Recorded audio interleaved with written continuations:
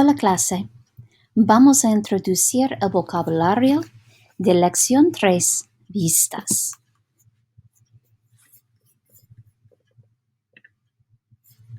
La familia. To say grandfather, it is el abuelo. El abuelo. Simply switch the L to the la and the O to an A, and you get grandmother. La abuela. La abuela. In fact, you will notice with many of our family words that you simply have to switch the gender. So by learning one word and then switching the gender, you've actually learned two. Grandparents make grandfather plural, and you have los abuelos. Los abuelos. Last name, el apellido. El apellido. Remember that double L makes a Y sound. A's sound like E's, and I's sound like E's. Apellido. So you take the word for grandfather and add the prefix bis in front of it to get great-grandfather. El bisabuelo. El bisabuelo. Do the same thing to grandmother. La bisabuela. La bisabuela. And you have great-grandmother. Brother-in-law. Brother-in-law is el cuñado. El cuñado. Sister-in-law, la cuñada. La cuñada. A little memory trick that might help you, since cuñado and cuñada look a lot like the English word for Canada, maybe you think that your brother-in-law or sister-in-law live in Canada.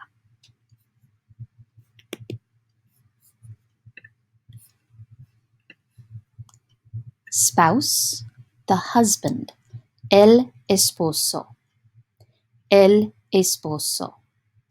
Spouse, the wife. La esposa. La esposa. Notice that if you think of the English word spouse, then el esposo and la esposa become cognates, and you pay attention to the definite article and the O at the end, or the definite article and the A at the end to determine the gender.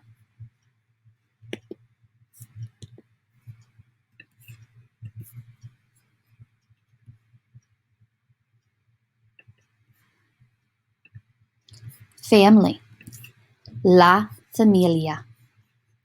La familia. That would be considered a cognate. Twins. Think of the sign Gemini, which is known as the twins, and you have the male twins, el gemelo. Remember, G's are like H's. El gemelo. Or you have the female twin, la gemela. La gemela. So, as you take a look at the word for stepbrother and stepsister, the suffix astro or astra refers to step. And a memory trick for me was the Astrodome had many, many steps in it. So if I make that connection and I see astro or astra as a suffix, I know that it's the step. Okay? So H's at the beginning are silent. So the stepbrother, el hermanastro. El hermanastro. Stepsister, la hermanastra. La hermanastra. Take off the astro or astra, and you simply have the words for brother and sister. El hermano, or sister, la hermana. La hermana. Once again, we see that suffix astro and astra, so we know it's step. H's are silent, J's sound like H's. El hijastro. El hijastro is stepson. La hijastra. La hijastra, stepdaughter. Here you see those words minus the suffix of astro and astra. So you have el hijo, son, la hija, daughter. Make it plural, and you have children. Los hijos, los hijos. Here you can see the suffix astra added onto the word for mother. So the stepmother, la madrastra, la madrastra. And the word for mother, la madre, la madre. To say mom, it's la mamá. So, just like in English, there are step and there are half. Okay?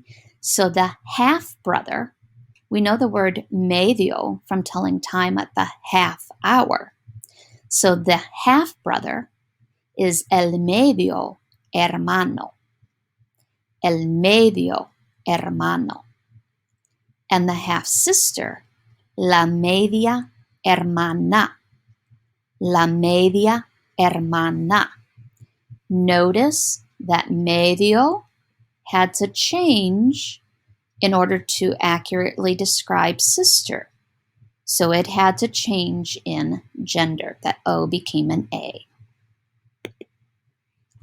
It's neat to be a grandchild, whether it's a grandson or granddaughter. So grandson, el nieto. El nieto. The granddaughter, la nieta. La nieta. And the daughter-in-law, she is new to your family. La nuera. La nuera. Oh, here we have that suffix once again. El padrastro. El padrastro. So we added astro, that suffix, onto the word for father, el padre. El padre. And the word for dad, el papá. El papá. Make it plural, and you have los padres. Los padres. Our parents. Not to be confused with the word for relatives, which is los parientes. Los parientes. Cousin. A male cousin, el primo. Female cousin, la prima. Maybe your female cousin is a prima ballerina. La prima. Your nephew or your niece, notice all we have to do is change L to la and the O to an A to switch the gender. So the nephew, el sobrino. El sobrino. Or the niece, la sobrina. La sobrina. And though it's spelled differently, maybe your niece's name is Sabrina. And remember, your sobrino or sobrina is the son or daughter of your sibling. So, father-in-law and mother-in-law. Okay?